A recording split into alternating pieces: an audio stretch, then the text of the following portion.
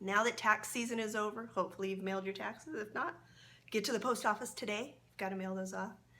But now that that's over, we can kind of get into this idea of spring renewal. And so that's made me think a lot this week about what's more important to renew than our relationships with our clients. Remember that it takes 6 times the effort to get a new client as it does to keep the one we already have. A lot of our recent blog articles have been about getting client testimonials and gathering client feedback on surveys, things like that, really with the focus of gathering that information to add to our marketing content in order to attract new clients.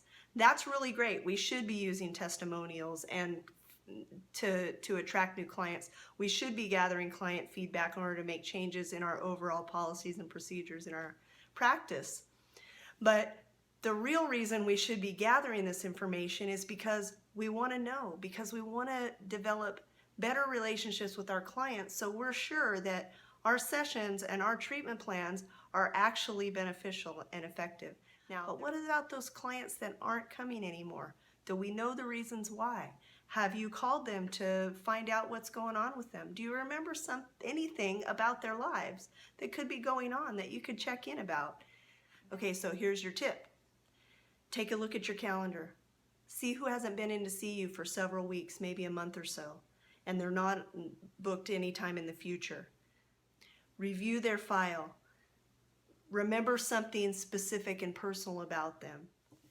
Maybe you forgot to give them that article and you finally found it on that specific insole that people have been talking about that helps with heel pain or something like that. Anything that you may have talked to them about or any article that you've come across lately that you think they might be interested in or benefit from. Send them that email and then give them a call and say, hey, I sent you that email last week with that article, wanted to make sure you got it. So, you're generating that relationship. Are you asking for them to rebook? Maybe, maybe not, depending on the nature of the relationship and the nature of the conversation. But your intent for calling is to continue to develop that relationship you have with them. That's called client retention. Whether they book with you that moment or not, they remember that. You may be the only one calling them to find out how they're doing. You might be the only one who sends them articles on health-related issues or things that you think they might be interested in.